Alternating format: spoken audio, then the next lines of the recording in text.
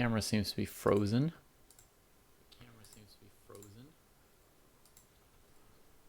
Back. It's back. We're back. It's on. Cheesy Driver and Logloss are playing right here. Aran Hawaii and Amskate as well. Still locked in the thick of a battle here. Looks like Aran has gotten his piece back. He had sacrificed a piece earlier on in this game. Oh, but here's where he won it back with this rook e5 move. I guess h6. Black was scared of bishop e5. Didn't see rook f5 rook e5 coming. Got back the piece. King gets checked. Drops a rook. No! Oh my god. Oh man. Oddly, the king could have probably come up here safely because the queen and knight are stopping rook g8. Oh my god, the rook. Re-centralizes the knight, redevelops the bishop, and here we are. 4 minutes 40 against 2 minutes 40. On the line. Still some tactics to be had for both players. Logloss versus Cheesy. Cheesy's got the rook versus the bishop and a winning plan with the d-pawn. Queen's in position to escort it. And to top it off, Logloss is down to 25 seconds. So this one's looking really clearly in Cheesy's favor right here. There must have been a couple tactics recently. Let's see what happened. So here, this position here was like quite the battle, right? The bishop pair against the bishop and knight. This pawn, is it weak or strong? These pawns, are they weak or strong because they support this square on d5? Bishop takes, bishop d5, bishop check. Uncovering this. The only move in a position like this is king f1, and I don't think white found it, right? White just took the bishop. Look at this move. Right? Because now the bishop's still hanging, and the rook's still hanging. If the rook trades here, then the queen's hanging. You know? For all we know, bishop d4 check is not a winning tactic, but actually losing after king f1. But the game went c takes d4. I think white was already low on time at that point, right? Used 30 seconds on that move. No, they still had a minute or two left back then. Anyway, here we are. Black cleans up the position of the king by getting rid of the f-pawn, and this should be coming down. 4 seconds left with no increment. That's going to be GG. One last threat. Black's got 5 minutes to dodge it. And even if they allow it, they'll still win on time. Play rook f4 and win here. Hanging the queen and the rook, I think.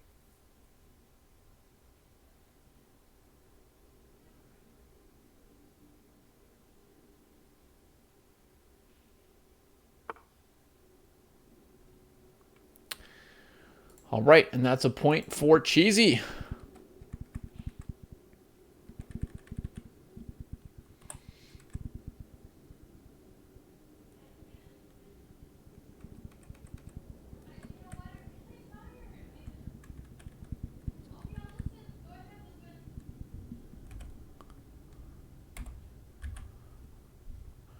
All right, looks like Boblano is done. I can hide Boblano's line. Well, I'll just wait to hear what's going on.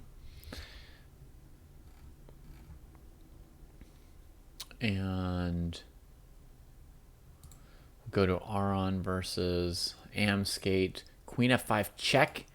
Seemingly winning stuff. This might be a counter. Another tactic. I said there could still be some more. Knight g4 going after this pawn and this bishop. It looked like h5 was to the point, but queen f5 check. Both bishops are hanging and the king's in check. This rook could defend this bishop. So if white were only attacking two things, there would be a double defense available. But on rook takes, white could even take the bishop and the rook would be hanging. Okay, so now white needs to take with the knight to save the knight, I think. Right? If white takes here, then pawn takes, checkmate. It also wins, I guess.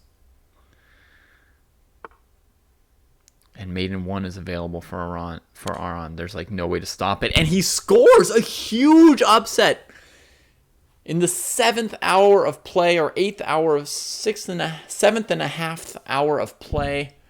Aran Hawaii scores a big upset here against Amskate. Offers the GG. And he's now sitting at 3-2, a +1 score on the day.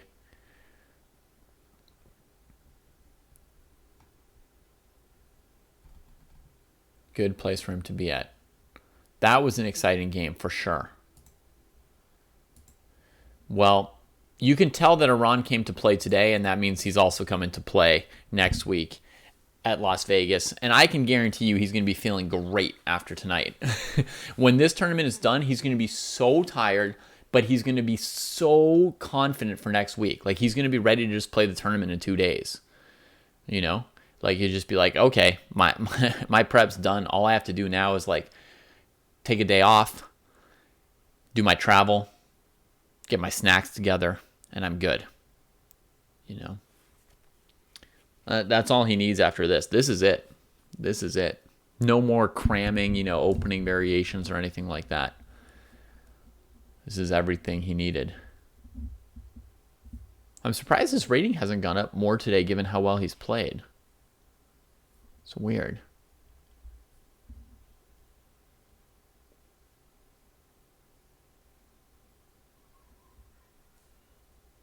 But oh no, Cochinos, we're regrettably offline quite frequently.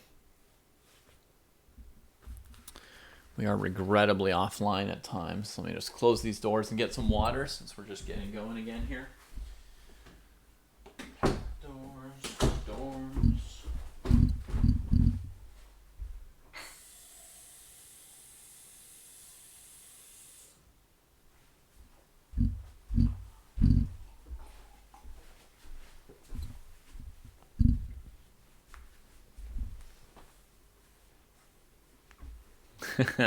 Tricky of you, Amanda. Apparently, I sometimes roast people. I didn't even realize it. Same thing used to happen to me in class, too. I would just be, like, talking to the students, and then one of them would be like, oh, you got roasted, to one of the other kids. I don't know. I thought I used positive encouragement.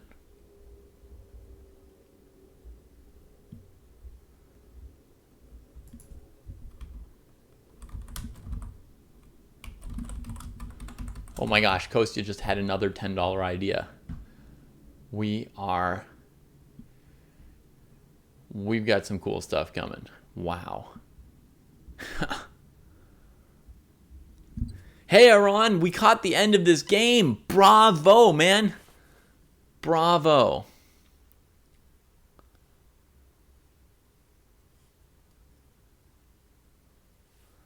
That was sweet.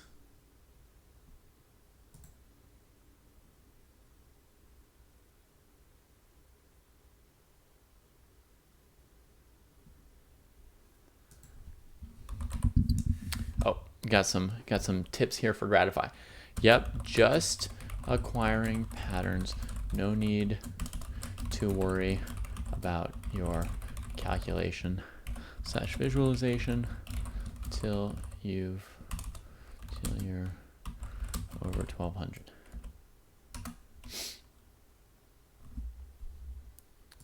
And Chess in Vegas says,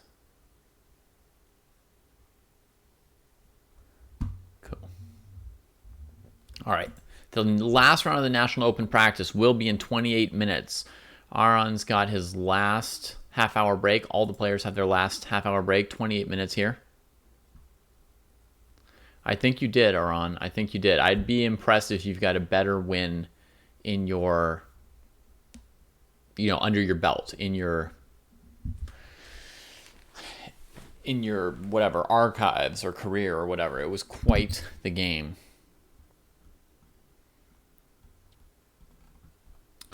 Wango on, Wango off. Wang on, Wang off. It's a good dojo name.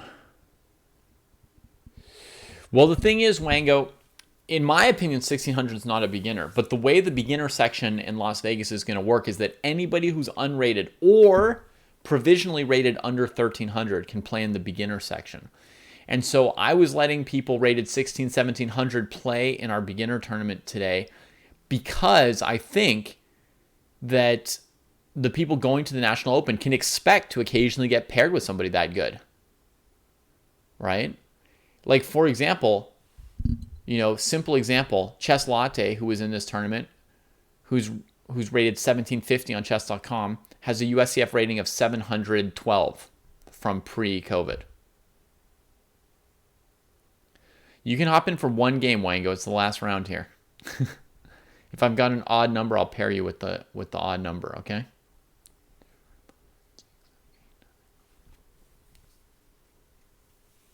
There are people playing this tournament who are not in the National Open. So I think it's like really good practice for the people in this to sort of have that variety of ratings in the opposition.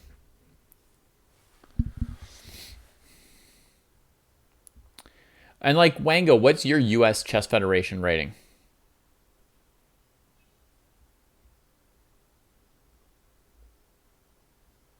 You can be another example. What's your official USCF rating? You don't have a USCF, and your last one was around 600, right? So you'd either be unrated or 600, right? Either way, you'd be allowed in this section, right? Either way, you'd be allowed to play in this section. So that's what they need to be prepared for, as players like you.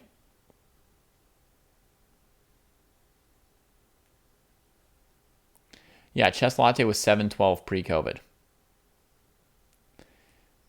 He was also probably like 7.5 pre-COVID, and now he's 9.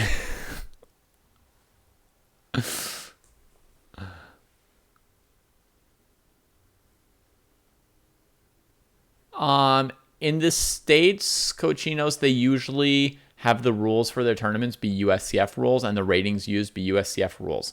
Only in the top section, like the 22, 2300 plus section, will they use like FIDE ratings and FIDE rules.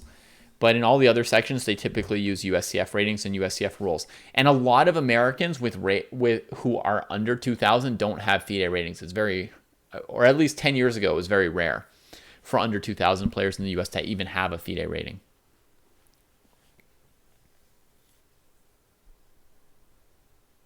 Yeah, you could run through a bunch of newbies, Wango, and maybe like win some thousands of dollars. But Wango, the thing is, there are going to be other guys like you there, right? Like, you wouldn't be the only one.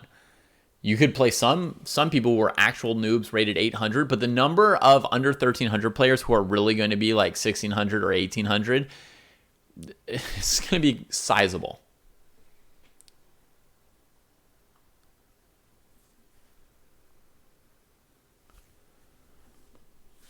Significant differences in rules? Not tons, Cochino. Some, like, I think in some, I think, like knight and one pawn against, king and knight against king and pawn, or like king and bishop against king and pawn. Like, in one or the other, it's a win, and in the other, it's a draw. Because, like, in theory, you could, like, self-mate yourself if you, like, ran into a corner and then put the pawn all the way up next to your king and, like, box yourself in and, like, exactly the right time for your opponent to mate you. So in one of the two, that counts as, like, a win or a loss, and in the other, it counts as a draw for insufficient mating material. Because, like, realistically, I mean, there's no way.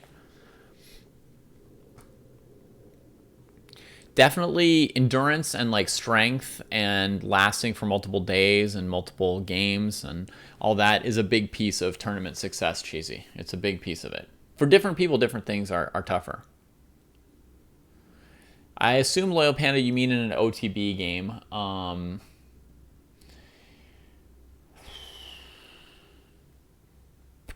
As far as I know, I think an 11-year-old.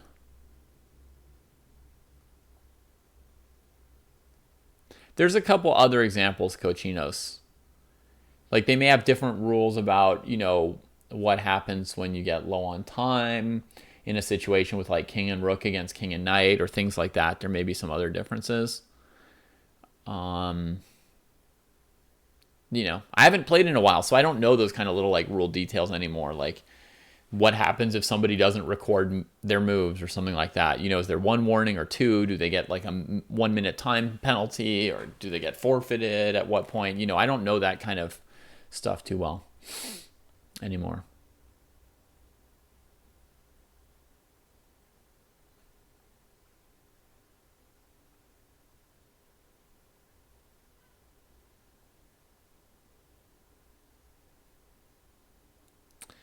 I mean, if you want to play the last round Far Eastern, you can. I'm going to do the pairings in 10 minutes for the last round.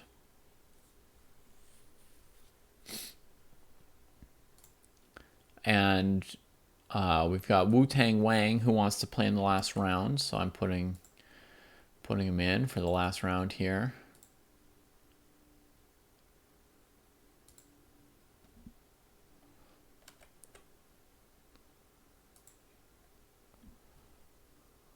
I'm not sure, Amanda. I'm not sure. I probably should like prepare tomorrow's shows and do some housework and stuff. We'll see.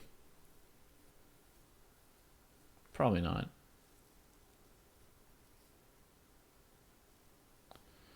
My approach to prep varies over time, Wango. Depends on the scenario, right? Like before I had kids, I had an approach. I had some kind of like time that I spent on openings.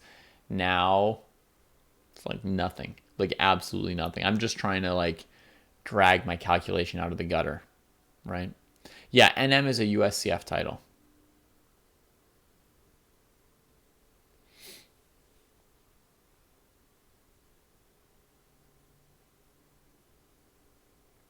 How are you feeling, Aron? Are you tired? Are you doing okay? Using your breaks well?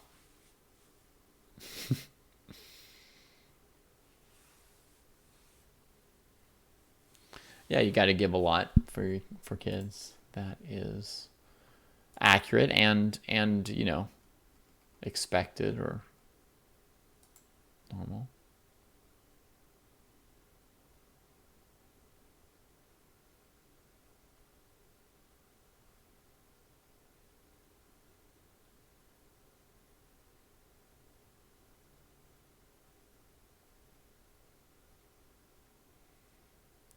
Oh, it looks like you got to buy when one player didn't show up, so you got like an extra break.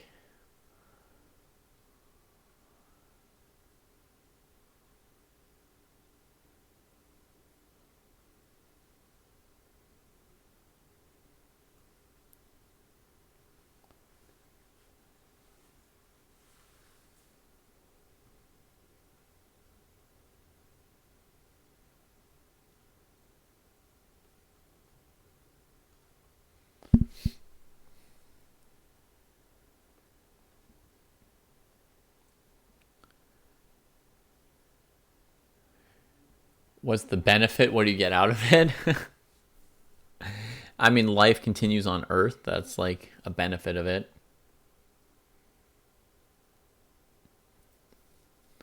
It's it's complicated, I guess. And people are going to have different opinions about it. I think like in some way like having kids out there, whether they be yours or other kids that you share something with in some way, but having kids out there is a way in which like we live on like generation to generation. I know some people think like that we live on in like heaven or something like that, or I don't know exactly how to imagine it. What those people are imagining. And some people think that you just die, but I think like in some way we live on in the next generation. So I think that's one of the things you get out of it. Gratify is asking for a buy in the last round, it looks like.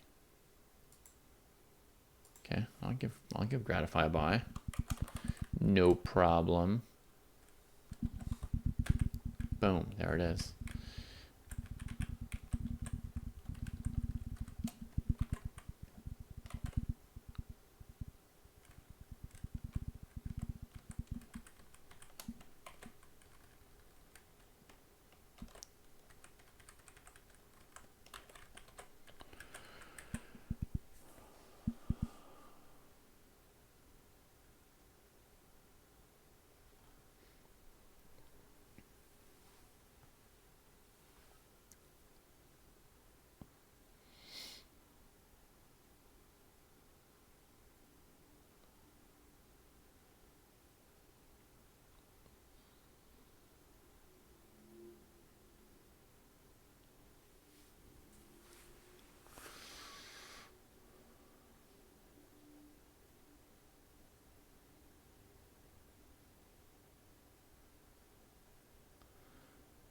Why would you think about it? Well, I don't know. Just something I've thought of, Wango.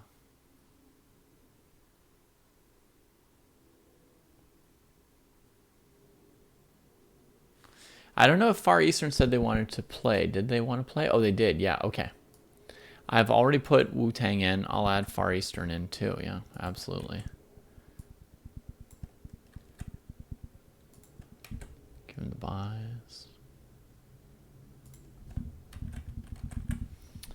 All right. Oh, yeah, that was the point, Wango.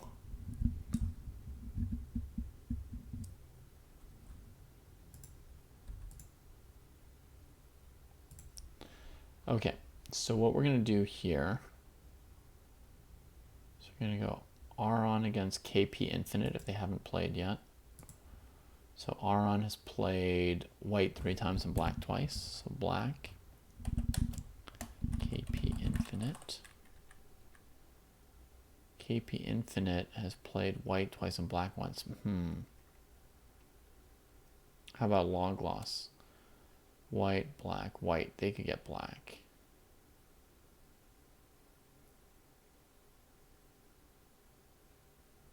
They both need white.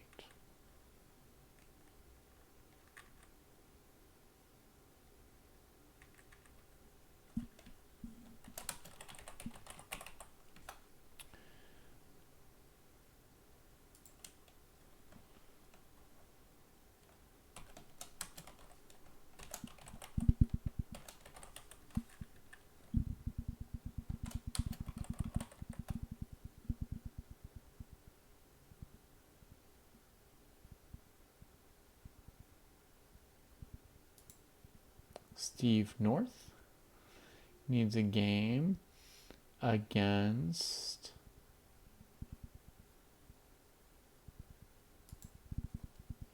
Steve North needs a game against like Daryl, probably, unless they've already played. They have not. Steve North, white, black, white, black, white, black.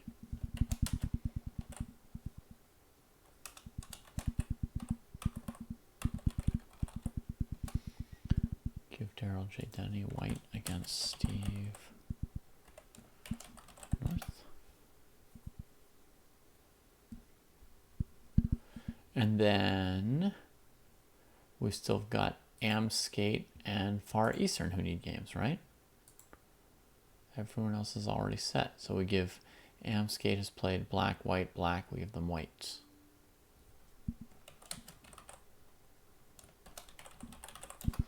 And Far Eastern would get black against Amskate. Does that look right?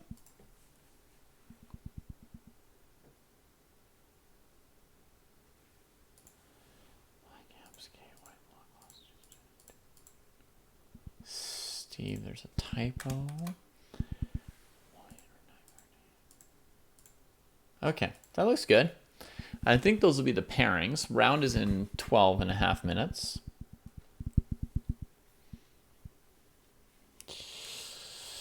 On the hour, Wango.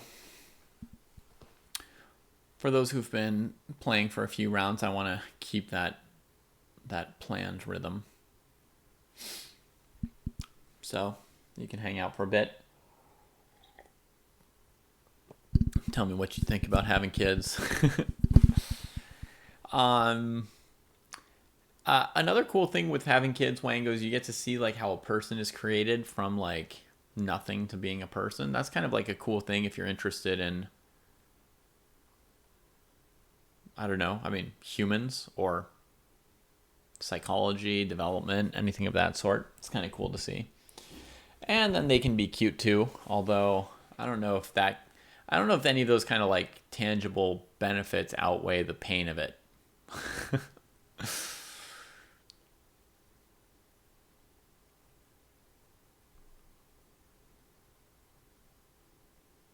You are a professional anthropologist?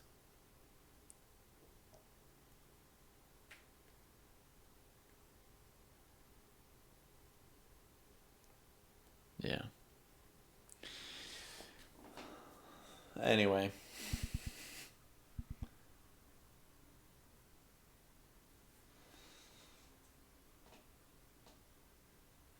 Anyway, you learn cool things from seeing like a person formed gradually over the years in front of you.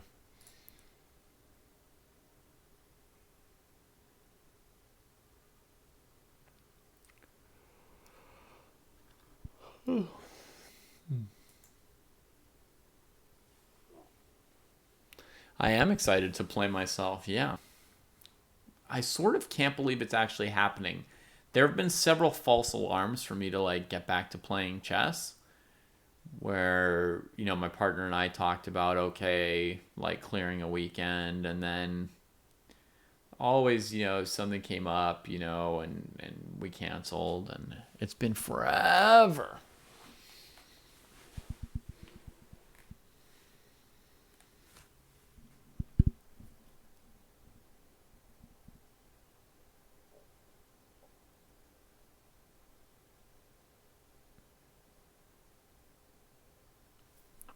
Yeah. So Amanda, you're playing 2 days of this kind of brutal 6 games a day, and then the last day you're chilling.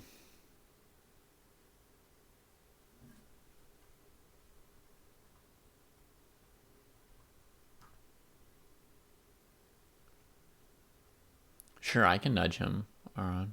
But I shouldn't nudge him about this week, right? There's just no way.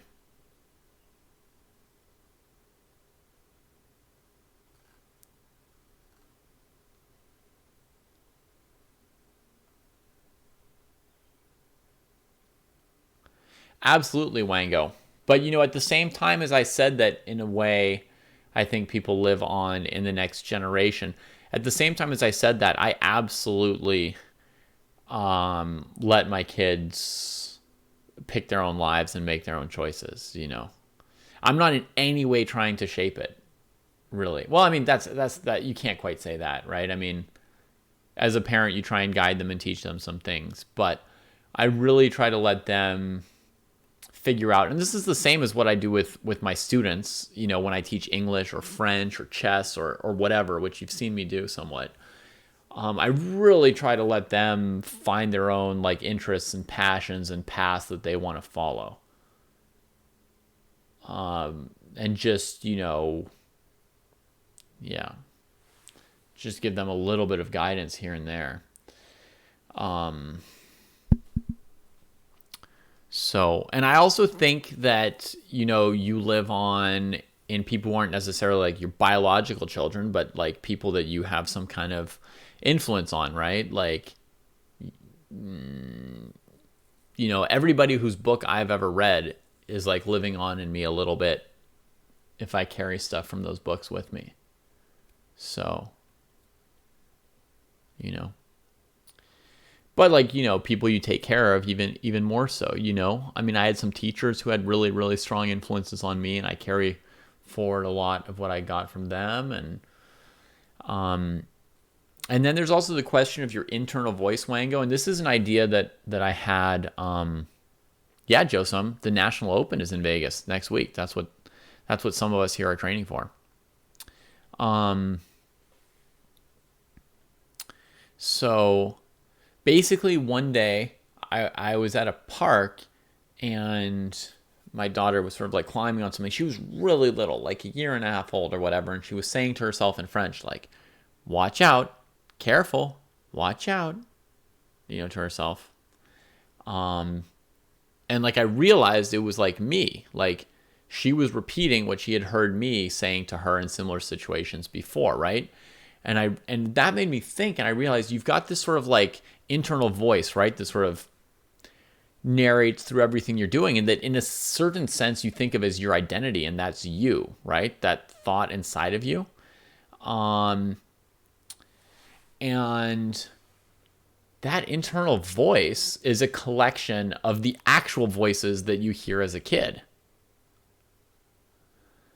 So, my internal voice is like heavily my mother, probably, and my daughter's internal voice is heavily mine, would be my guess, just based on how overwhelmingly much time I spend with my daughter and how much time I spent with my mom. So that's like a little interesting idea you can ponder on and see what you think about it. But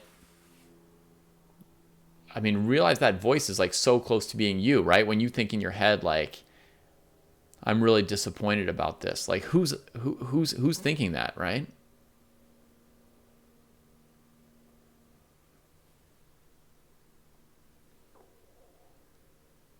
If that's the essence of you and that's, really strongly shaped by some others, then I feel like that's a way in which other people are all mixed up inside of you.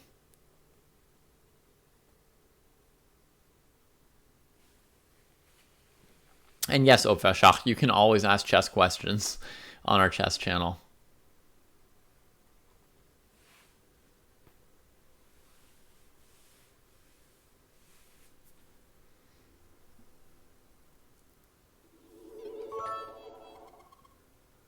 That's a really good, strong thought. Thanks for sharing. You're right, Wango. If it's an accident that they come up with the same idea as their mentor, yes. But what if they hear their mentor's voice in their head? And I think that it's very different for an adult student learning things and like picking and choosing what they take from different influences. But like a kid who spent, like my daughter spent, 12 waking hours a day with me for years and years. She was just inundated with me nonstop, when she was so young and you're sort of still like intuitively forming yourself and your ideas.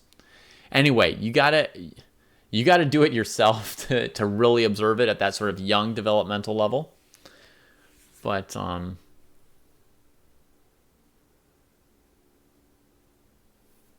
I don't consider 1400s to be beginners. I think once you cross 1200, you're no longer really a beginner. But you could also think of beginner in terms of how long you've been playing instead of how good you are, right? And in that sense, some people begin at 600 and some people begin at 1200 and a couple people begin at 1400.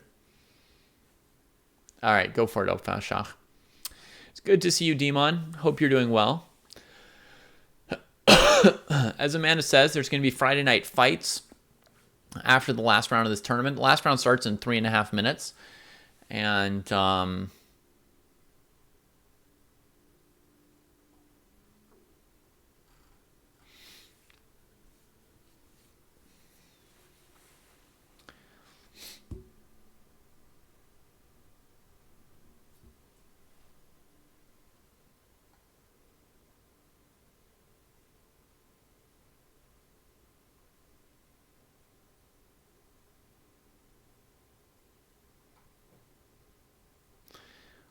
all right. So everybody cool with their pairings?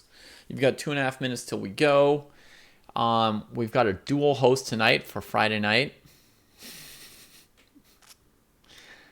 So we'll have Amanda hosting Friday Night Fights for the first time. That should be exciting. If anyone needed any extra motivation to play a Blitz tournament.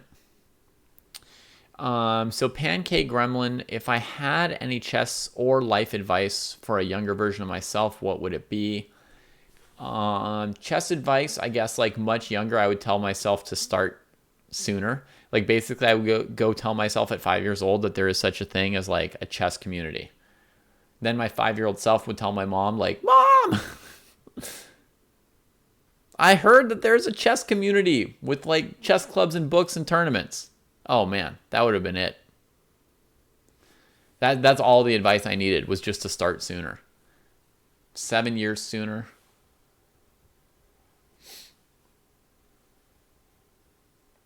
I'm very confident I would have been a super GM.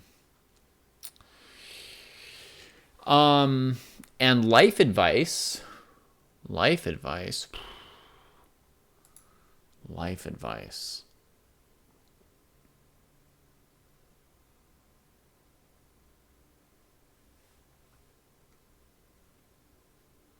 Welcome, New Sai.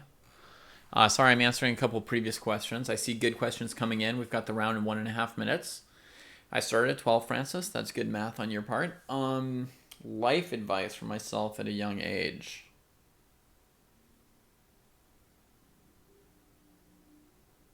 Sleep more. That would have been my life advice for myself. Sleep more. Oh, and also,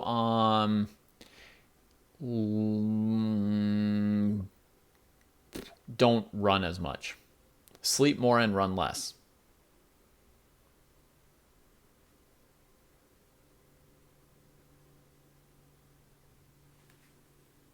Yeah.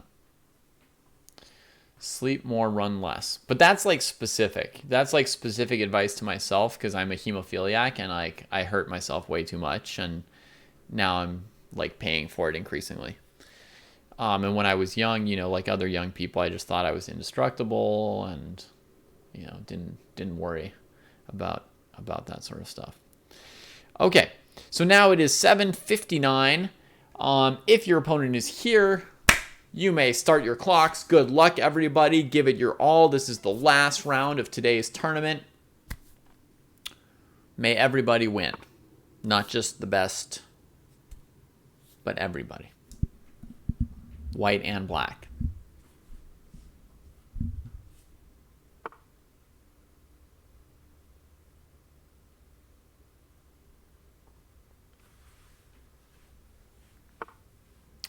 It doesn't matter to me if it's rated or not, Wango. It may as well be.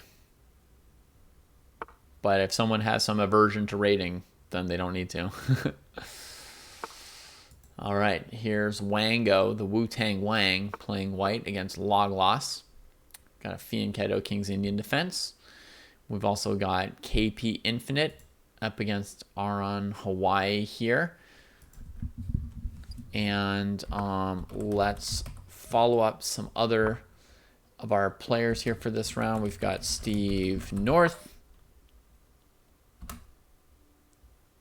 playing against Daryl Jenny. That game's already up right there. Then we're going to follow Renek 13 playing against Cheesy Driver.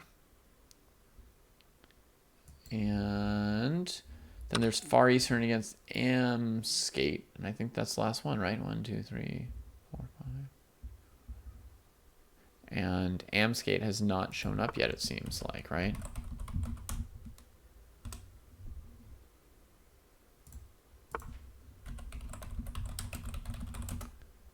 Looks like Amskate is not currently logged into live chess.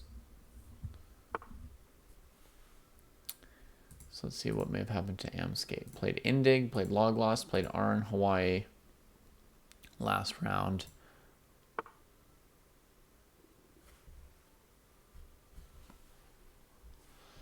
Which game to set up a prediction on, Skaklo? I don't know if there is a bottom board, so to speak.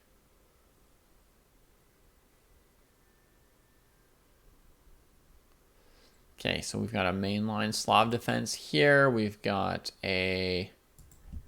something unusual here. Bishop c5, a6. Huh. You would think a6 is to tuck the bishop here, right? I imagine I'm much worse, Alexa, than I was when I earned my GM norms. I mean, my rating fell 100 points, and now I've also not practiced for like 6 years since my rating fell 100 points. So,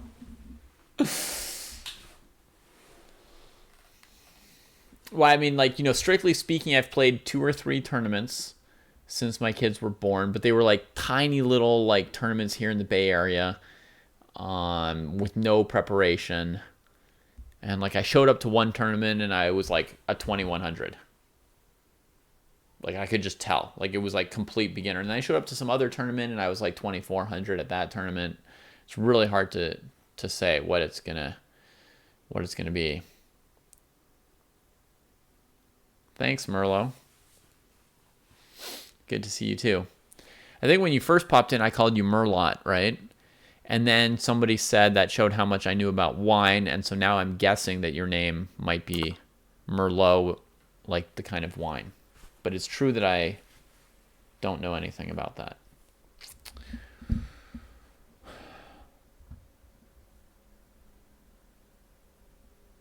To me, Merlot sounds like a cute little animal that might be in the rodent family. I love rodents. At what age do players start to decline? Depends on the player, but I mean, typically 30.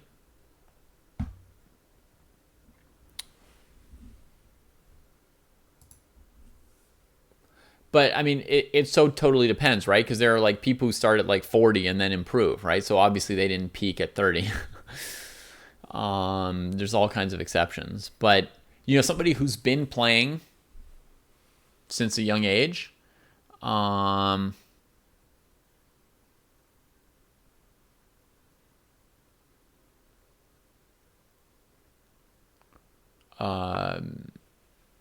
somebody who's been playing since they were like 10 or whatever, I would expect would start declining at 30.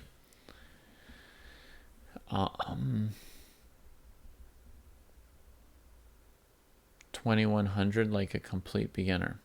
I'm not sure where that quote comes from, Ofeshach. But do I contradict myself? Maybe. Sure. I contain multitudes.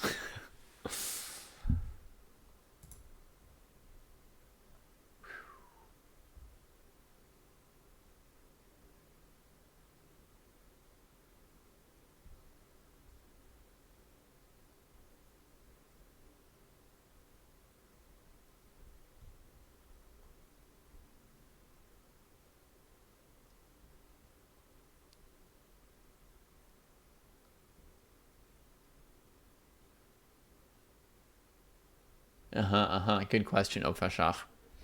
All right. So, oh, sorry. Did I miss a raid? No. Oh, we're receiving a raid. Thank you. Grandmaster Maurice Ashley. Many thanks for the raid. Awesome. Folks, if you don't know Grandmaster Maurice Ashley, I don't think there's many of you who don't know him, but maybe you know him but don't know that he streams on Twitch. He does. And I believe from Michiko that he has a consistent weekly schedule. Something like Monday, Wednesday, Friday, like long afternoons into the evening kind of time. But certainly Michiko or someone else can correct or specify, can precise that for me. What's the verb in English for precising something? In French you just say préciser. But I think it's pretty consistent, and I think it's Monday, Wednesday, Friday. It's not like clarifying. It's not like it's cloudy. It's like she could like correct me, right? Like if I think it's like Monday, Wednesday, Friday, afternoon to evening, she could tell me like it's Monday, Wednesday, Friday, 4 to 8 p.m. or something like that. Today it's pretty late for Eastern time. This is later than I expected Maurice to maybe refine. Yeah. Precisify. But for those of you who don't know our channel, the Chess Dojo, where you now are, greetings, welcome. I'm one of the 3 teachers here, or senseis, as we are styled here. I am David Preuss, an international master. The other 2 are Grandmaster Jesse Cry, and I am Kostya Kavutsky. And we have recently made a slideshow for you. What is Chess Dojo? This is what it is, friends. Above all, a community, actually, like a lot of people really like support and help each other in their chess quest. So it's a place to learn, it's a place to practice, a place to enjoy. We have a lot of learning. We also have some entertainment. So we do have some shows that are fun, even though most of our shows are probably educationally driven. And in terms of nuts and bolts, 3 teachers, a Discord server, a Twitch channel, a YouTube channel, and a chess.com group that we use to run lots of tournaments and other things about us. Here's some of our teaching philosophy. You're not going to get better if all you do is study. You also need to practice. You need to play chess.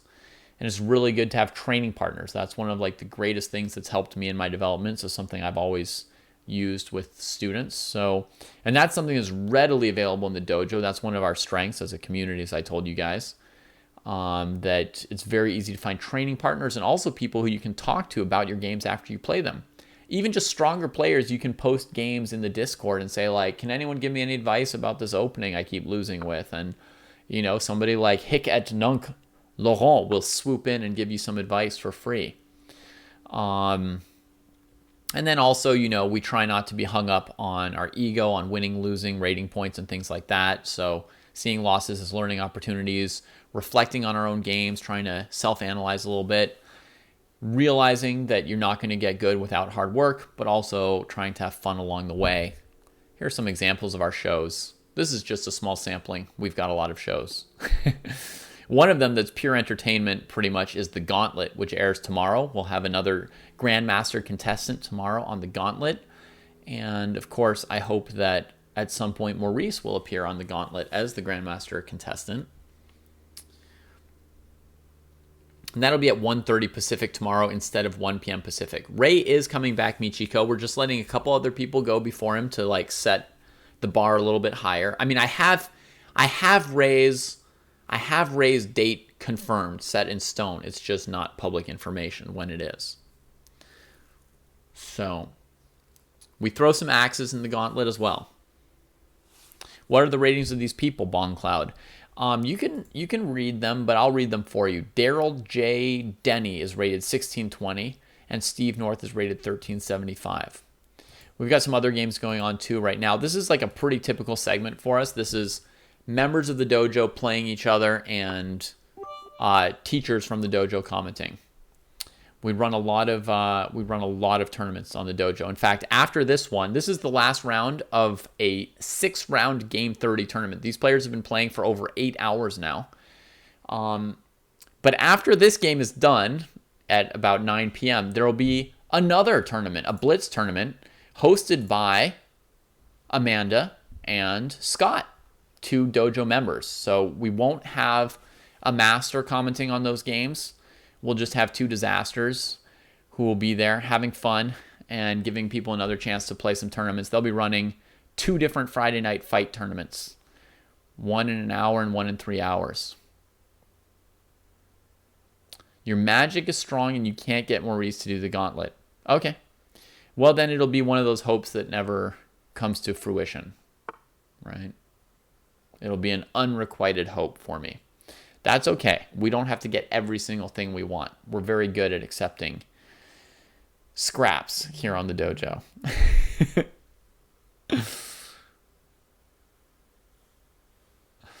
We would also welcome him as a guest someday on Dojo Talks or pretty much any other, collab. We've got a lot of cool things and we'd be happy to have him. We're happy to work with lots of different people. It's just very few people are happy to work with us. I don't think it's because we're like terrible or something. I'm not trying to anti-advertise us, but it just hasn't been the case so far.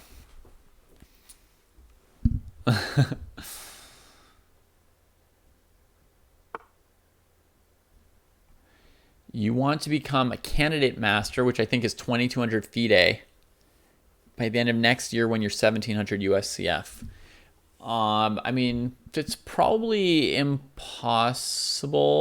I would set some intermediate goals and put in 60-hour weeks minimum, Merlot. Is that helpful? 60-hour weeks minimum? That would be my first piece of advice to you. Do I have any tips? Yes, work really hard on everything, 60 hours a week. Work on maybe one topic at a time for 2 weeks and then the next topic. So, and practice the whole time as well.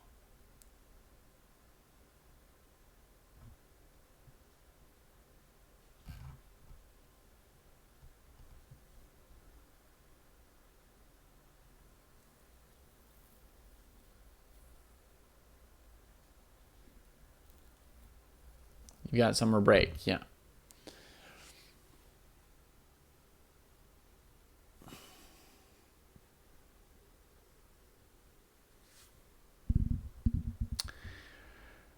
No job or no sleep or no family or no something, right? Kingside. Yeah, it's definitely a commitment.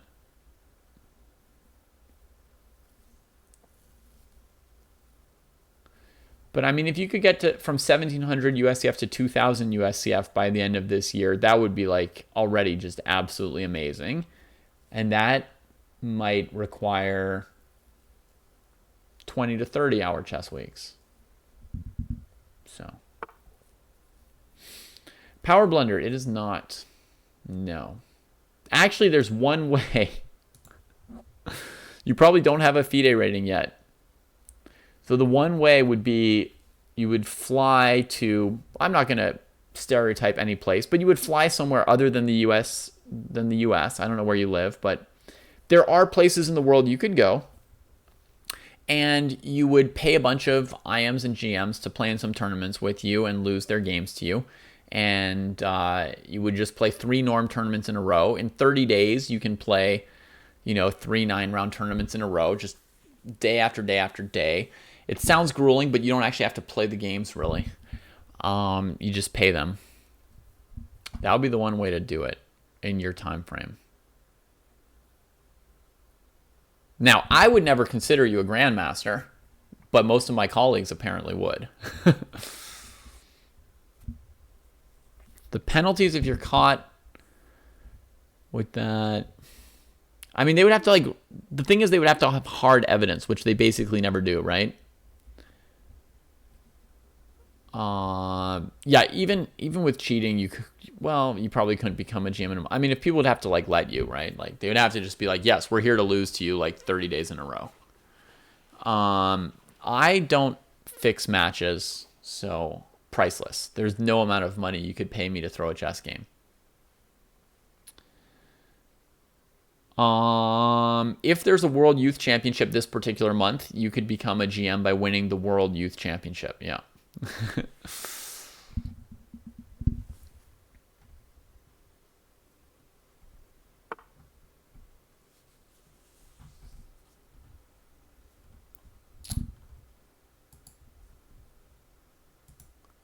Okay, we've got a transposition into kind of like a Petrov defense. This started with a King's Indian.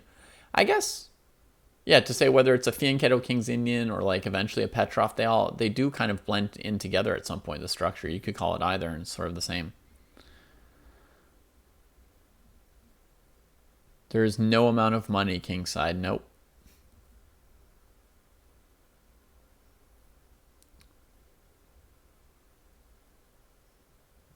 It's great to have a goal. I agree, kingside and Merlot. It's great to have a goal. The goal should be, measurable, achievable.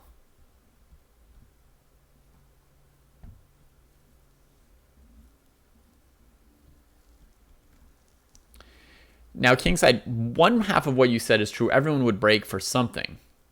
But for me, that something isn't money, right? So there's not an amount of money where I would lose chess games on purpose.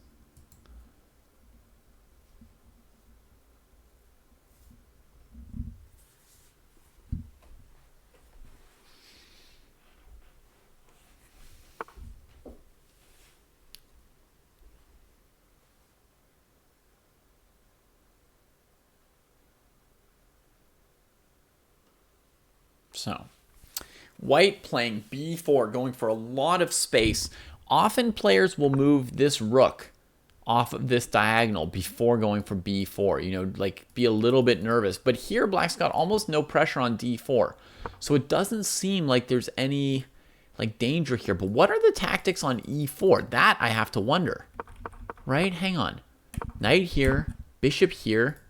Why not take this? Knight e4.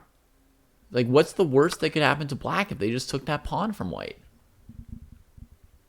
Worst case, white, does something like this to win it back. And if black doesn't have knight f2 to still be ahead, they could play takes, takes, takes. And it's just completely, they've equalized out the center with no problems. So I can't understand why this pawn is hanging, honestly. Black doesn't have any vulnerabilities that shout that white has a tactic I'm overlooking. Just if you look at black's position, what's undefended, what's trapped, there's just not anything that should lose for black. You should be able to play knight e4 no problem.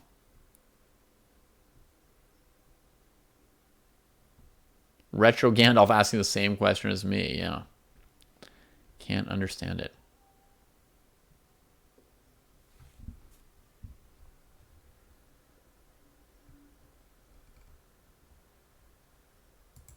Yeah, I don't throw games to my kids either. Okay, black plays b6, white plays b4. To my mind, this is still hanging. But we don't see it. Oh, looks like Amskate and Far Eastern did get started. Great. So everybody's on board. Very nice. Happy to see it. Happy to see it. Power Blunder, I think there's multiple reasons why people cheat. Some people do it for, broadly speaking, probably two of the biggest reasons are like money and ego, right? So one reason to cheat would be that you can win money.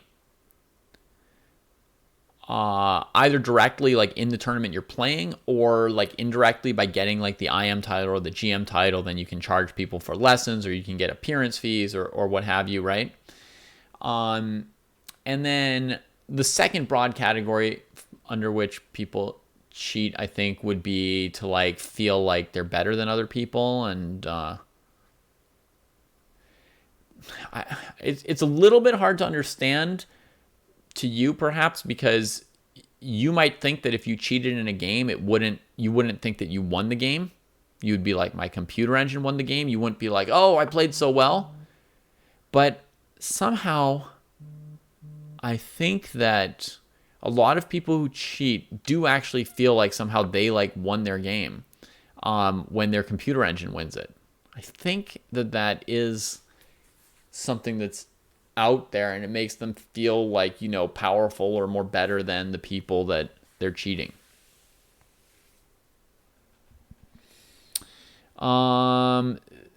The Go official, you're not able to post a link. You would have to like whisper it to me and then I can post it. Links are auto-modded in our chat.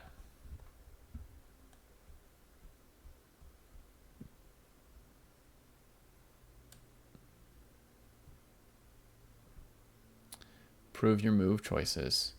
Kingside 54, what's your rating now? And have you seen my video for how to get to 1200?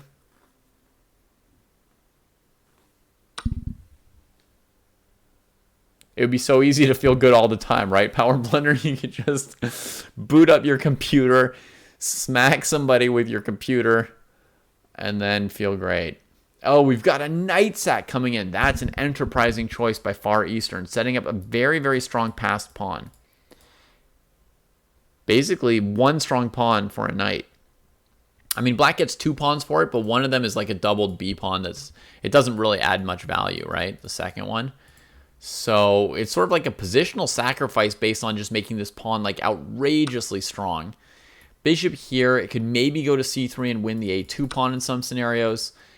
These pawns could become a bit tender, but you see black doesn't have tons of activity, tons of follow-up. It's largely like a long-term positional trade. It's not an instantaneous initiative or tactic or anything.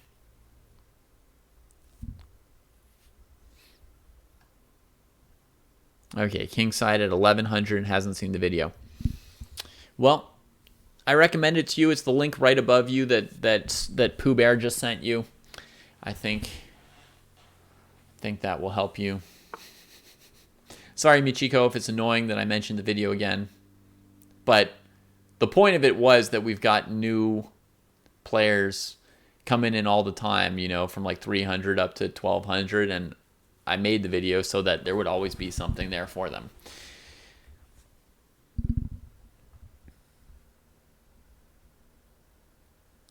Nice, Jojo, or J-Jo. Making moves already.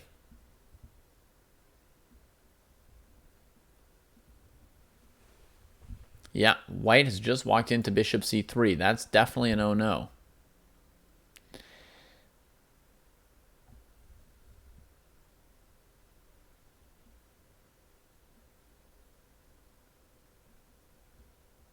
No, the rook is trapped, you guys. Everybody looking at bishop c3 is right about it. It's a good move.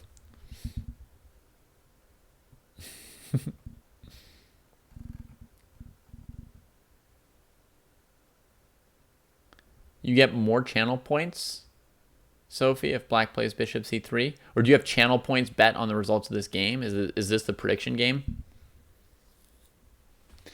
Casual player, I've got my computer set up on a desk that goes up and down so that I can stand up every hour or so.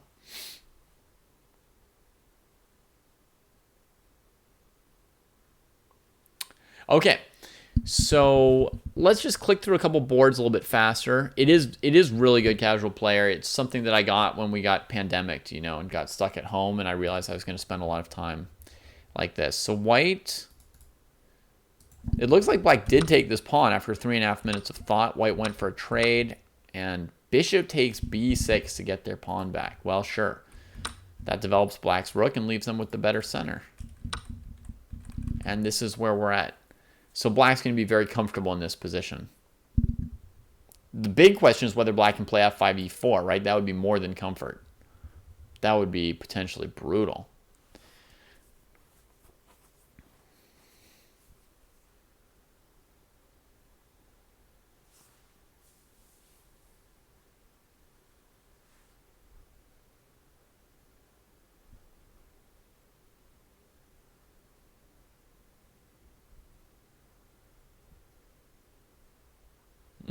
That makes sense, Go Official. Yeah, it was in the title of the stream for people wanting to join the tournament. Now we're in the last round, and it's time for us to change the play command probably up for the next tournament, which is starting very soon. So let me maybe do that. Let me switch the play command for the tournament starting in half an hour. Friday night fights. Let me see what's the information on that tournament. It is a 90-minute 5-0 arena. So let me put that in.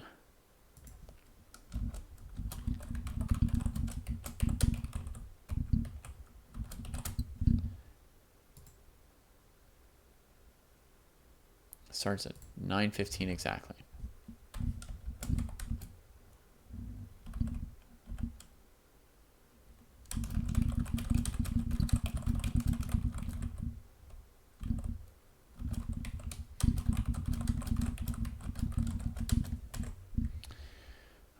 Let me get the Dojo Club link. Whoa. I must be logged out.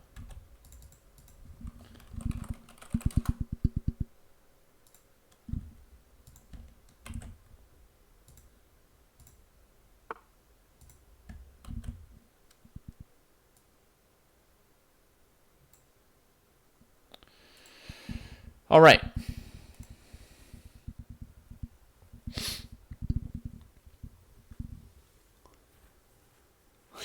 Cherry Magnolia and Opfeshach are on exact opposite sides of the earth, more or less. Hawaii and Deutschland. Never knew that. Never thought of that before. Okay, so we've seen this position. Black went for c5. This is opened up, but black's expecting this to come in fast enough. KP Infinite and Iran are at a key moment. Wow, with both queens hanging. Wow, Iran just played like, look at this. He's playing with fancy stuff nowadays. I think this move here wrecks him, though. We'll see if KP Infinite takes the time to find it. Looks like KP's playing really fast this round. Daryl J. Denny and Steve North. This looks like a strong move. Knight f4, trying to grab the bishop pair in a position that's opening up really, really fast. The other move that looked really strong would have been rook d1 here. Cheesy and Renek. Looks like just extra pawns for Renek. Or at least one extra pawn. Maybe two. Depends whether rook d8 saves the e-pawn or not. The e-pawn may not be savable. And then here, What happened? Bishop b4, rook b1, and the bishop did not go to c3. Heartbreak for Sophie Rose and others who bet on Far Eastern. The bishop retreated, giving up this pawn. And now this pawn is isolated. It's no longer supported. And white's looking really good here. Now, with all those games quickly glanced at, we're going to tackle an interesting question from Opfeshach. Opfeshach's question is about my idea that I've suggested to many people, and lots of people suggest this, and lots of people do this anyway and come up with this idea on their own. A suggestion that one cool way to study chess is to go historically through like the great players, starting at whatever point you pick. But I pick La Bourdonnais versus McDonald. Other people might pick Morphy as a starting point, or Anderson, or somebody historical, right? Where you feel like chess starts to get, good or interesting enough to start tracing the development of chess ideas. And you keep going from there through looking at the games of one great player after the next, right? So after McDonald La Bourdonnais, you would look at Anderson, then you would look at Morphy, then you would look at Steinitz, then you would look at Pillsbury, Lasker, Bogolyubov, Capablanca, Akiba Rubinstein, Richard Reti, Aaron Nimzovich, Alexander Alyekhin, Max Euwe, and just sort of like keep going on up from there, right?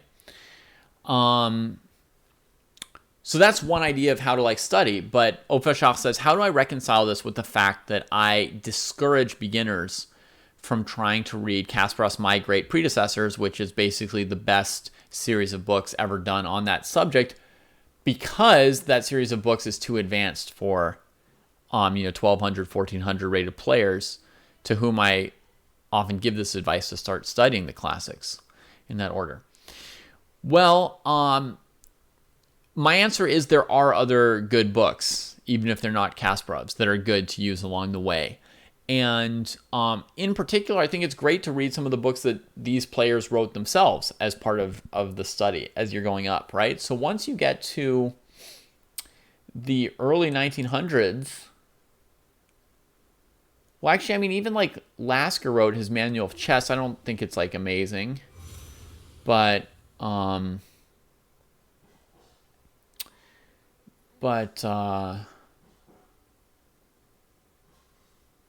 you hit 1900, there's some like good books written by old chess authors, and those can be cool to see, right? So there's Siegbert Tarasch has a collection of games that's like pretty famous. That's a good place to study. And Richard Reti wrote Modern Ideas in Chess, I think, which describes the development of chess ideas. I really highly prize that book.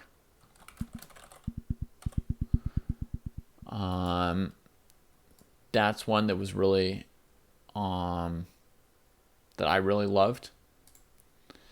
And I like everything that Richard Reti wrote. He was like great. Also Alyekhin, great writer.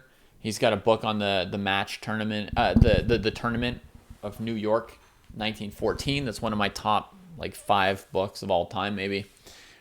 Chess books. So there are books out there on these subjects. I don't unfortunately remember what like my favorite book about Morphy is, so I can't give that exact suggestion. But broadly speaking, my suggestion is to find some good books that cover those games that aren't as difficult as the Kasparov one. So hopefully that starts to answer Opfeshach's question. I know it would be even better if I could give specific recommendations for every step of the way, what to read or what to study. There's also some good videos out there that cover some of these games. You can find some of that stuff. I don't know how to quantify how much fitness affects your chess power blunder, but it definitely does. Did this rook get itself trapped in the meantime? Rook b5, c3, knight b3, actually kind of like cutting it off. It looks like a good square for the knight. b6, I think you just have to trade right away as white here. That's like a snap trade for white. right? Because you're trading off material when you're ahead. You're undefending the pawn on c3, which is black's biggest hope. But white knew this pawn was hanging, so they tried to like just trade that off first with tempo and then deal with other stuff. But it turns out knight d5 hits this bishop, white loses a tempo, and now the rook's trapped. And that should make much more of a mess of this game.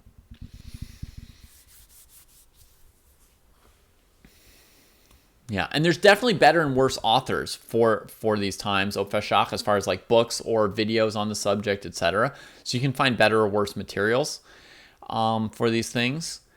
And hopefully you can sort of like distinguish or find some recommendations if that's something that you're interested in pursuing yourself. And one person you can ask about it would be Xanth, because Xanth is a historian and somebody who has been studying a few of these books about 19th century chess this last month or 6 weeks at this point. So Xanth, and he's happy to give people recommendations and tell them what he thinks about these books. So I think he's reading like 3 different books about 19th century chess. He'd be a great person to ask about what he recommends. I can recommend making an account on chesskid.com to watch my videos about McDonald Le Bourdonnais. I covered 8 of their games. So that's one recommendation I can give. Aaron says, ouch, the last game hurt. The opponent did find this pawn takes f6 move in this key moment. Aaron's trying out like a really complicated, fancy tactic. But of course, there's a high risk anytime you leave all your pieces hanging like this. Gf6 check. If the queen takes, white can get the rook for free. If the king takes, white can play queen d4, getting out of the way of the rook, then get this for free. So Iran can't capture that. And then, oh, this king d2 move. KP Infinite pulling out a very sharp sword there, leaving all the pieces hanging. And yeah, here the game just kind of falls apart, pushes the f-pawn home, and checkmate. Very, very nice calculation at the end by KP Infinite. Yeah, that happens. I mean, it's good that you're trying stuff like that, Iran. It's better that you're trying stuff than that you're not trying anything, but that move it just strictly doesn't work in this particular position. Better that you play it when it doesn't work than that you not even be trying moves like this, right? That you just be like getting pushed around by your opponents all the time. It's important that you try stuff and learn from it. So it's good that you thought of it as a possibility. I think your best moves, queen a3 is possible, but after king c2, your queen just seems kind of stuck there. I don't see your next move. So I think your best move is probably queen e7. Trying to like defend your king a bit, but also be on an open file. It's going to give you some options with the queen. The position is very tough. You're down a pawn and your king's about to get attacked, but there's counter chances because their king's open. But what really determines positions like this is the activity of the pieces, because both kings are so easy to checkmate. So the fact that your rook's on a8 and their rook and queen are already sort of taking over some prime central area and files, it's very, very dangerous. Probably like a computer would just say it's like +10 because it can just see a way to like either checkmate or win the queen. Even though it looks like to a human, it's just like a complicated position, right? But if we turn on a computer evaluation, it's going to just like tell you that you're dead, which again is it's not useful because like in a real game against a human, they don't find that continuation that just kills you. And people will often play positions like this, lose it as white, and then say like, oh man, I was +10, I lost the game, how could that ever happen, blah. But they weren't really +10, it's like a computer +10. To a human, it's just a complicated position where you have to use your rook and queen to start a dangerous attack. If you find all the right moves, you win, but you know, you tend not to. So, thanks for the subs, Why Indestructible. Very much appreciated. We can test my theory and ask for an evaluation.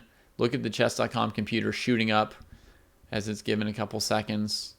I guess to plus, basically almost +6. And just this like harmless position up a pawn, right?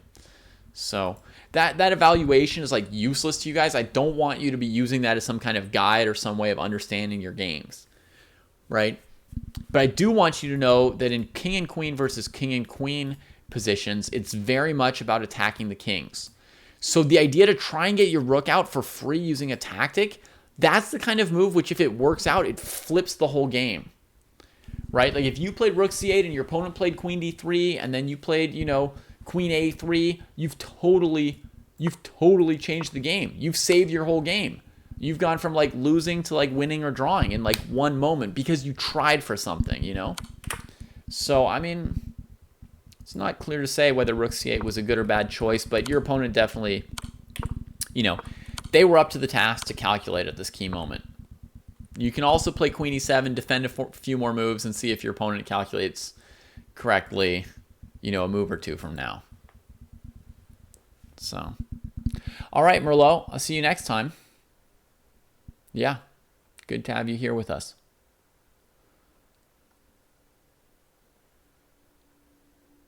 Okay, and Prophylaxis has a tip for us. Lucas Anderson has a great series of chess history videos. That could be a good source.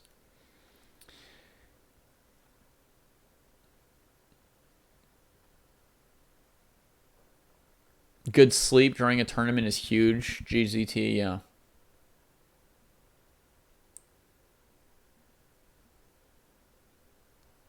I mean, if you're enjoying it, that's already a good sign. GVM month, that's like a piece of it, right? As if you just like, do you or don't you enjoy the material that you're working with. You're welcome, Aran. And I predicted that you now feel like completely ready to play the tournament. Like all you have to do is like travel there and get your like food and sleep in order and you're ready to go. Is that correct that you feel that way? I just like to predict things and then be right about my predictions. So humor me. You can tell me if I'm wrong. I need to know when I'm wrong so I can refine my prediction process.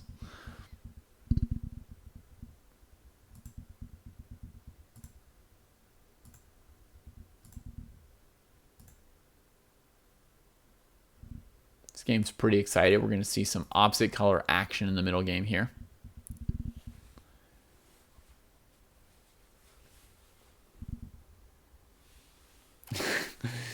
Oh, you're already intimidating the opposition, Aran. That's good too. Do they provide food? Oh God, no. Oh man. Okay, so we're gonna log a point here for KP Infinite.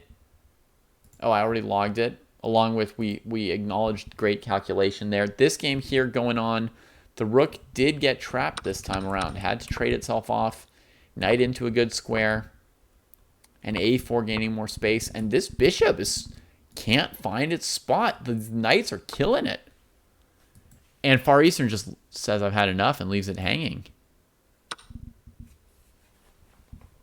Amskate right back into the game.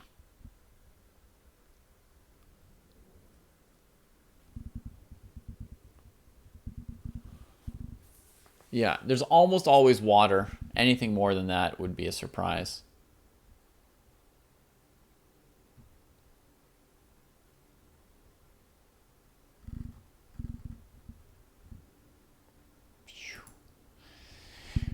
Renek and Cheesy. As I was sort of thinking, Cheesy got one pawn back out of two. Now the A pawn drops, but at the cost of like rook here, which probably again like reduces the margin to being one pawn. Honestly, how does he deal with this move? Why did he go take that A pawn? No, I don't think so. I don't think so, Renek. I think after this, your winning days are behind you. Yeah, that's it. Cheesy's got the draw in hand here. We've got queen and rook against queen and rook again, so you guys are going to know something about this, right? Like, activity is super valuable here. Black should maybe have considered rook d5 in this position. It looks awkward compared to rook f8, which solidly defends this, but it still has some hope of using the rook actively at some point. Rook f8 played rook b7. Yeah, you see black can't like do anything without just hanging the a6 and c6 pawns at some point.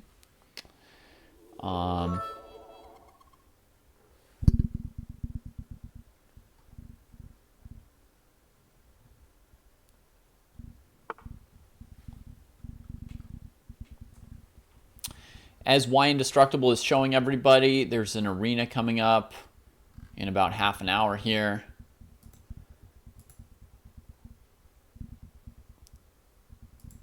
We'll have Amanda, I think, hosting a tournament for the first time, along with Scott, who's been doing this for a few weeks now, giving us something to look forward to every Friday night.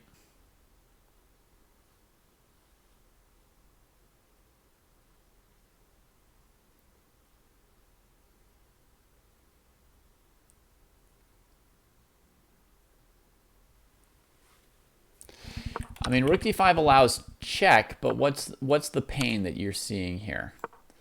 Is there any specific pain?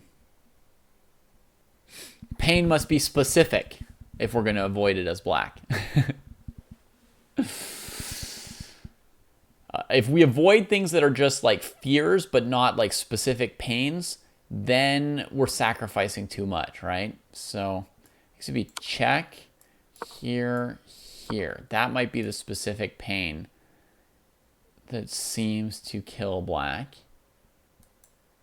But note that white hasn't yet taken time to collect our pawns. And we may have one defense left. Right? And black saves the game. So I don't know. It would have been interesting to try Rook d5. It would have been interesting.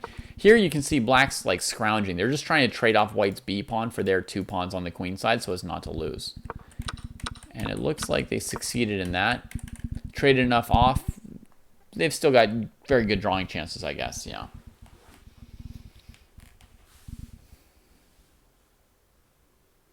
Yeah, queen e4 and coming in on the dark squares. If in that line that I gave, if in that line with Rook d5, check here, check here, if the queen could go to a dark square, it would be over.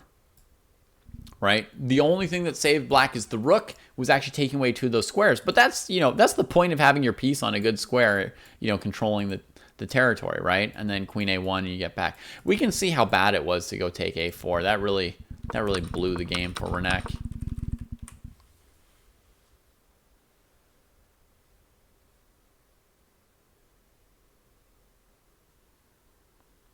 Scott can be harsh sometimes, Amanda, when he's joking. I hope you're prepared for that. I think you are. If you've seen the things that he says about Charlie, I would expect him to pull his punches slightly to feel like a little less comfortable going after you than Charlie, but you never know. So don't feel too secure.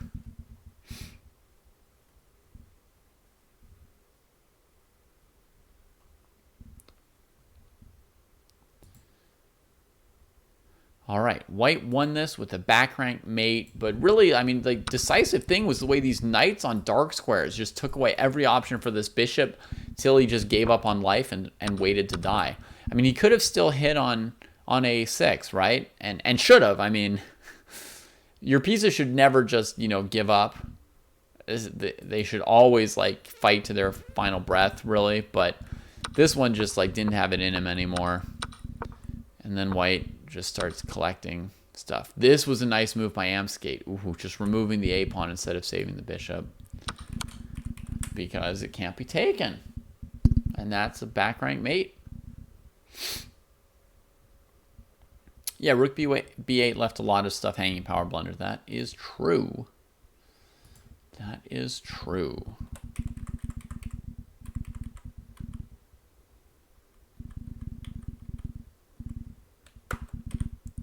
All right, Amskate wins another point, gets up to 3 points.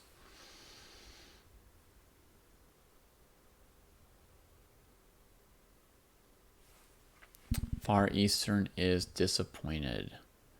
Fear can blind you, yeah. I mean, you weren't afraid when you sacked your knight for the pawns. That was bold, but you definitely missed a couple chances in a back and forth game there, right?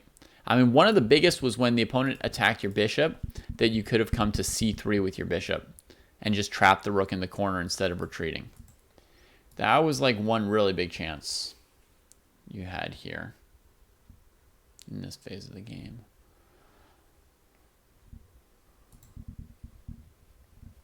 There was one other good chance after this. Okay, how are these games going? Whoa, bishop against knight. Extra pawn for white.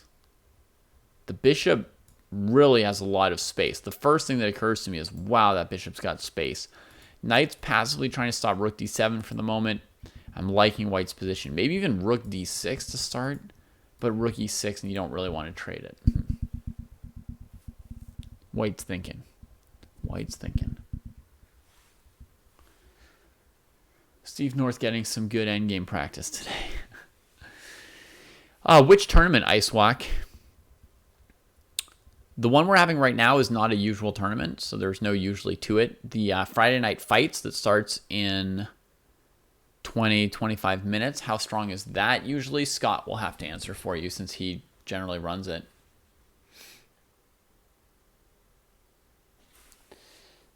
Across all tournaments on Chess Dojo, we've got players from 400 to 2,400. So we get a wide variety, and we often split our tournaments into sections, like we'll do on Sunday.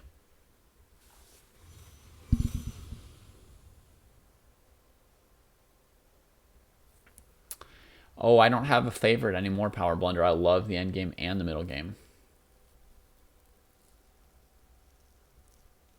And Scott expects pretty much the full range to show up for Friday Night Fights tonight. So, okay, this game just ended in a draw. Wu-Tang against Logloss. We missed a lot of it, but it goes to a queen endgame. That's going to be a draw here.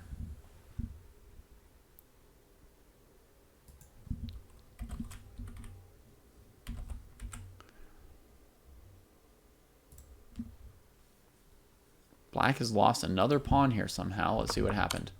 Check here, here. Going after this pawn. Long overdue, bitch. G6. Queen. Oh, and black avoids the queen trade. Here, folks, you just have to have confidence in your technique. Trade the queens and 3-on-2 with rooks. It's not that hard to draw. That's like absolutely you should trade queens. Leaving queens on the board. And now white's trying to trade queens. The queens give a lot of chances for an attack. Here also trading rooks into a pure queen endgame. You can draw that as black. White's running the king up the board in a weird way. It's hard to say what's happening now with this game. But I guess it's getting extra exciting.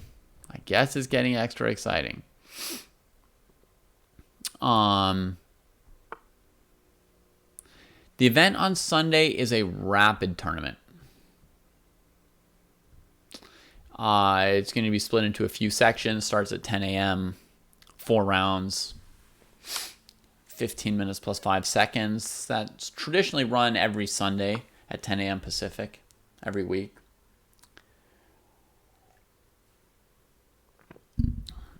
Wango, I won't actually be analyzing it because there's another show that's coming on like right after me. I mean, I might have 5 minutes or so. We'll see before the next tournament starts. But Scott and Amanda have another tournament starting sort of like right after this, more or less. So there may or may not be any time. Okay, so white keeps offering the queen trade, which is a dead draw. So black has no reason to avoid it, but keeps avoiding it.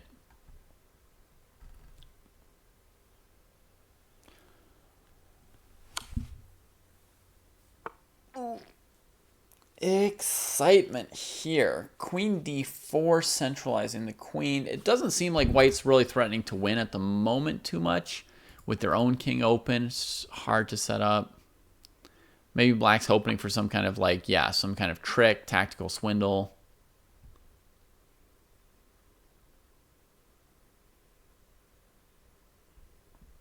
Rook b1 was a good move, getting the queen out of there. Oh. Now I suppose rook b7 could be a consideration, or queen d4. Let's see the other game. Okay, here I guess just keeping the rook from taking it, and also like stamping those pawns where they are. It's okay. It's okay. Probably equally good as king h2. Probably didn't really make a difference. What's happening, Ice Walk? What's happening? Or Ice Whack. Or Ice Whack.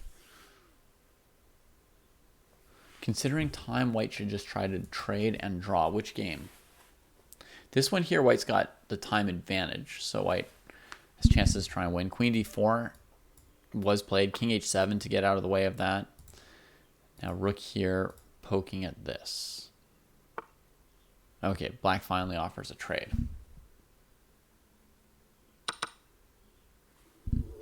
And it comes. The trade comes.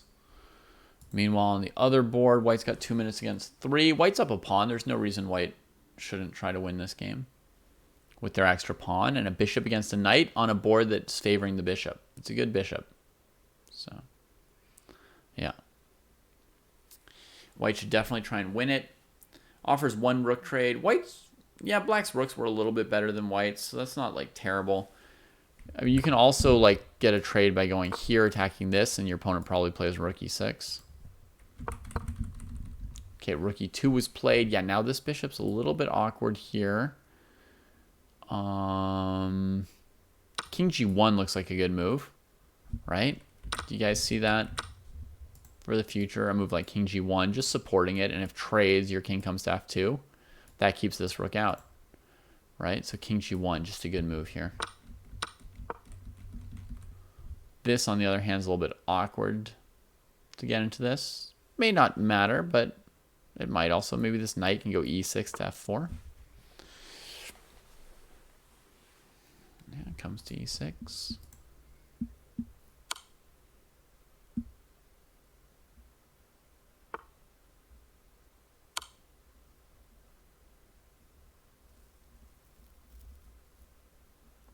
Renek with 46 seconds, no increment, has to really just keep up a very fast pace on this game. That's probably the third time that the queen d3 has happened. Yes, it is. And it's a draw.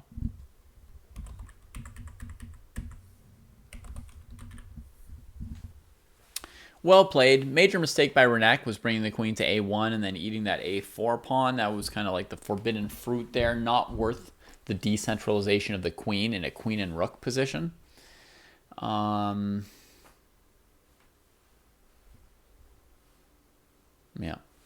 So here we are, bishop to f5. So the idea is he's actually saying, yes, play knight f4, get your counterplay. I will get rook c7. It will be even better than what you're doing, right? So. Fun tournament.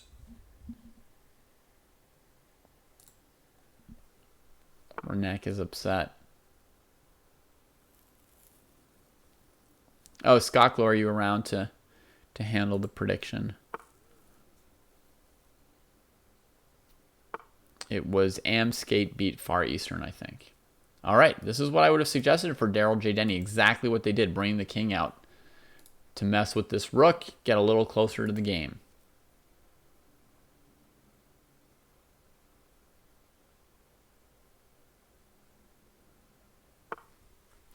Don't think you could have played it any worse. I mean, as far as I saw, Renek, you just made one major mistake, bringing your queen out of the center to a1 to a4. After that, I mean, you weren't going to win, right? It's just a matter of defending. And you didn't lose, so however you defended may or may not have been optimal, but it certainly wasn't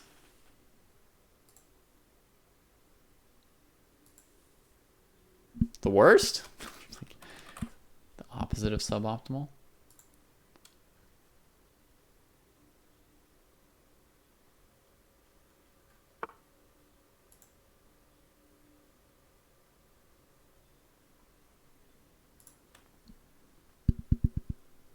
It wasn't abysmal.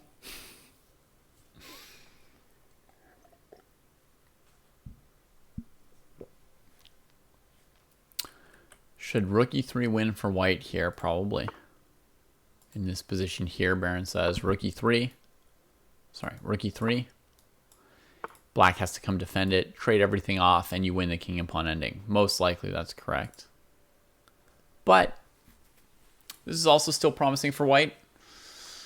Rook takes b7 just played. How did the rook get in? Wait, he could have won a little bit more than a pawn here, right? That king needed to stay on the first rank. It is 30 seconds each, no increment. So they are playing bullet. That's true.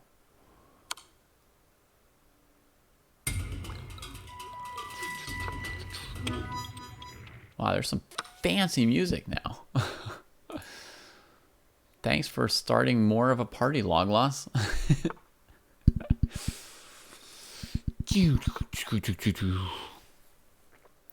Two connected pass pawns running for white. It's really a question of who plays bullet now, right? Like, their time's just ticking. They just have to keep making moves, right? Like, rook a4 looks random and perhaps bad, but hey, you just got to bash something out, right? Now Daryl J. Denny is ahead on time. Bang. Plays a check. 5 seconds against 20. That's like the end of the game, right? As long as Daryl J. Denny keeps moving and doesn't fall for king e3, rook h1, back rank mate. That would be really bad. That would be really bad. You could actually get back rank mated here. That's the last thing to go for black, right? Is like king e3. King here, king here. Look at this. Check here, here. That's like the last thing that like could go wrong for white here with only a few seconds on the clock. I mean, like, objectively, black's position is not particularly good, I guess, but it becomes just sort of like, you know, a bullet situation. You're welcome, Logloss. Glad you enjoyed it. You played 4 rounds in a row. How was that for you? Was that enough for a little bit of fatigue or not?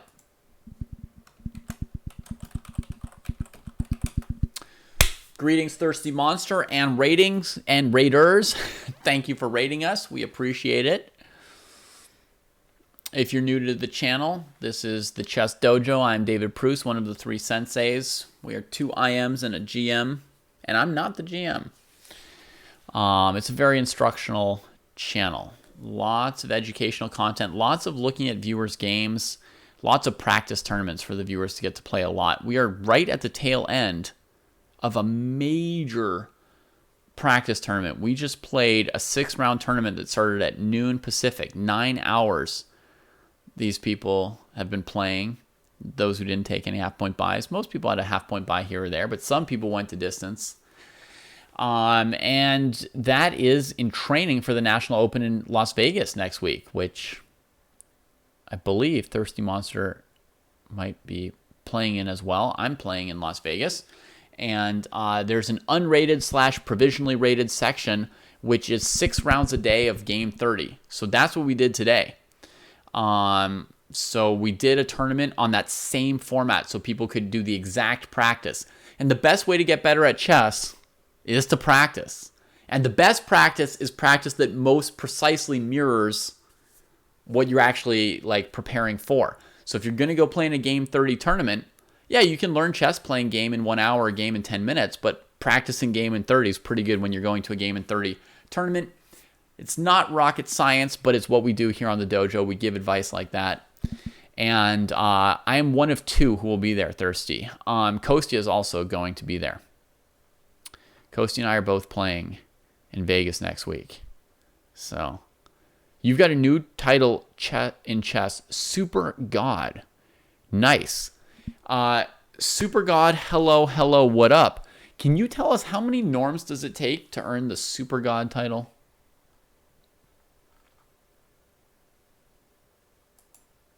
A U.S. chess tournament. Cool. Is that like a USCF rapid rating online tournament? Friday Night Fights is going to be run this week by the duo of Scott, a.k.a. SM Pooh Bear, and Amanda. Yeah. 100 billion norms, and you earned them in 11 days. That's far out. It's hard for my little earthbound mind to even conceive of that. Right. So Alexa asks, in that case, how do you prepare for a 9-round classical tournament, right? So, I mean, one answer is Alexa is to just like continually be playing those, right? Like if you want to be good in those kind of tournaments, you have to play one every 1 to 2 months. And just like stay in shape and practice, right? But if you can't do that whole thing, then what you can do is play one or two classical games at least, right? Especially if you can play two in the same day. That's like one day of really good practice. And yes, it's different to string 4 or 5 days in a row of that, but that's a very, very good start, So I asked Kosti to play classical with me this week. It didn't work out. So I'm going basically without practice. All right, Thirsty, we'll be happy to meet with you at some point. You'll probably find us together anyway. You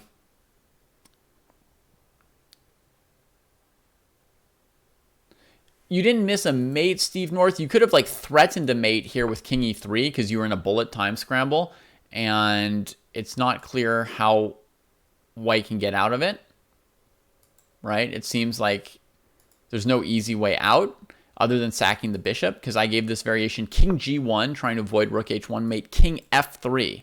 And then on almost any white move, you've got Knight E2, forcing the king away from the rook, and Rook H1 mate. This would be a very, very scary thing for Daryl to handle in a bullet off, right? And that's the thing, in bullet, it's either who can just keep moving quickly or who can make some kind of a threat. At your level, if you can just slip in a checkmate threat here or there, a lot of these games are decided by mate in ones. If an opponent is just trying to move really fast and you're, trying to set up a sneaky mate. So there's a chance there, But I mean, obviously the game was basically a mess, right? You were both bulleting at that point. You need another 3 minutes to spot it. Yeah, if you had 3 minutes against your opponent's 20 seconds, you would be a heavy favorite there. Thirsty, what section are you playing in the National Open?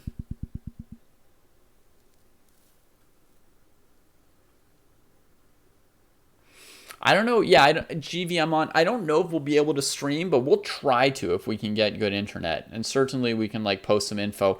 Jesse is planning to try and come on and do some commentary if he can find our games broadcast online. So that might be something that happens that weekend, hopefully. Would be cool to see. All right.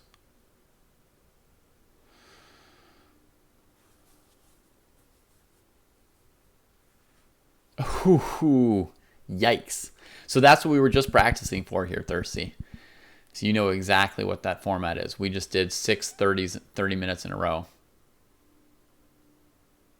Yeah.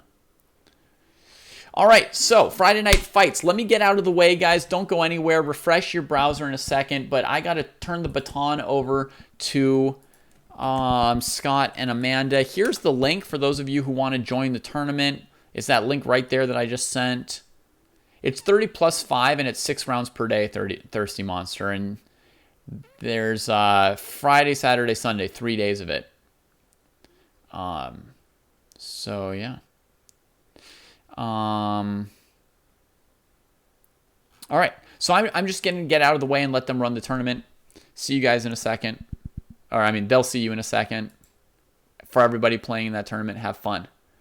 All right, go, Scotty, go.